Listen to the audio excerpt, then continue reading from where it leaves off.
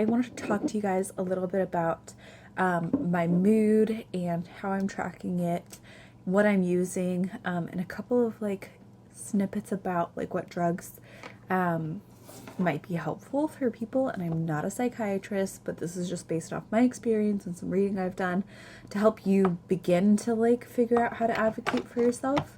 You have to excuse me because I'm doing makeup too. But yeah, so I'm using a couple of different apps because my boyfriend had mentioned to me that I told him, I was like, wow, I feel like really tired and brain foggy and like I don't know what's going on.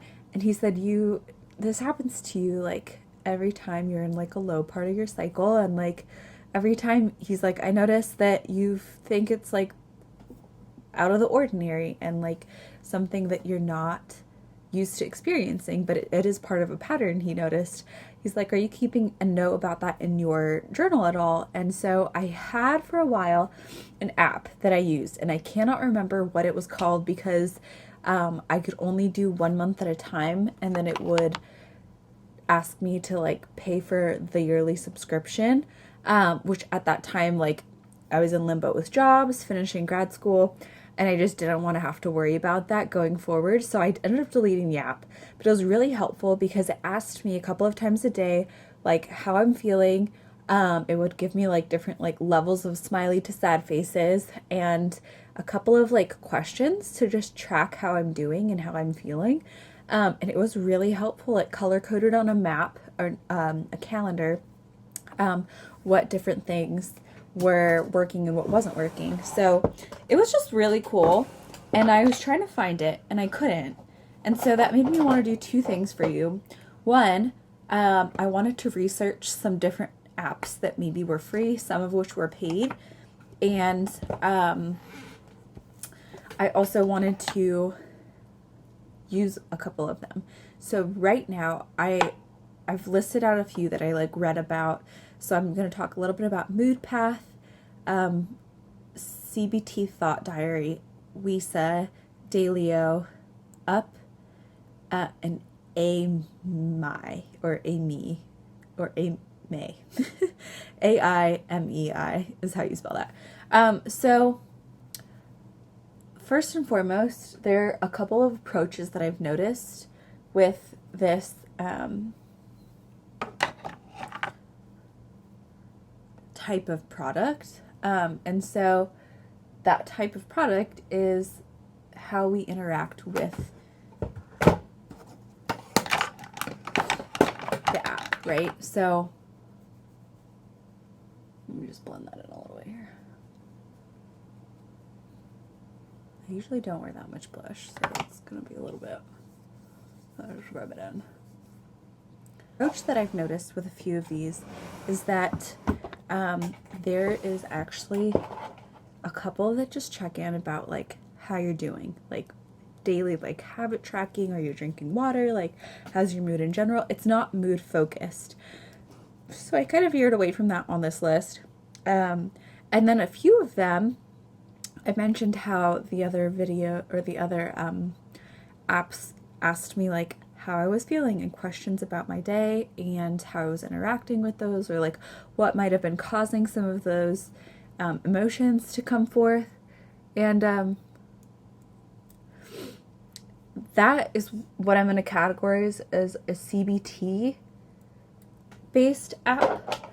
So CBT is cognitive behavioral therapy, and that's one thing that I did with my counselor before I switched counselors, and it is something I'm looking for in like going forward. But CBT, basically it is like your best friend who is asking questions about what it is that you're going through and how it makes you feel, and like starting to rewire how you think about something. And it's very, very well received by the psychiatrist community for treating bipolar. It's actually one of the top ways, at least at the time of making this video, that is used to help manage bipolar, which is the goal, right? Because I used to have this goal, and I've talked about this before, where it was, I don't want bipolar anymore. That's my goal, and that was unrealistic. my goal now is to manage bipolar. And in doing that, it means that some things specifically will trigger me or be particularly detrimental to my cycle and where I'm at. And sometimes when I'm in that low or that negative, it actually really makes me more anxious about certain things. And so noticing those like types of like conversations or topics or general triggers that will make me spiral is a huge piece of why CBT is really helpful for people who have bipolar. So a couple of the ones that I noticed that I liked is CBT Thought Diary is CBT based. Another one is WYSA, WYSA. I actually used this one when I was really dealing with a lot of like suicidal thoughts and like really heavy depression before I found medication. So I would actually recommend that to you, even if you don't have bipolar and you're just struggling. It's basically a little AI penguin that you could hop on a like text with, and it asks you questions. It does that CBT. It's like texting a friend. And for me personally, I was like, I don't want to burden anyone with what I'm going through. Or sometimes it's like 2 a.m. in the morning and I'm manic.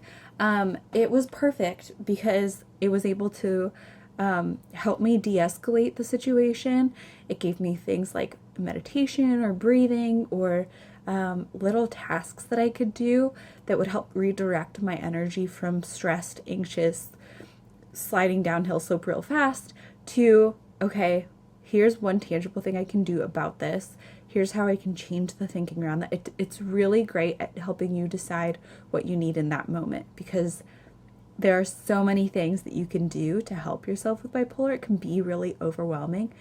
And in that moment, to have a partner or even just this AI kind of guide you in like the right direction, like all you need to remember is open this app and start typing, and it will put you on the right track, which is super helpful. And even if it guesses wrong the first 2 or 3 times, if you stick with it, it usually will guide you into the right way. So again, CBT1, CBT Thought Diary, WYSA, and then I think this one's just called Up with an exclamation point. I don't know much about that one, but I've read on a couple of different sites from like Healthline that it is a really helpful one. So yeah, that's kind of what I wanted to chat about regarding apps.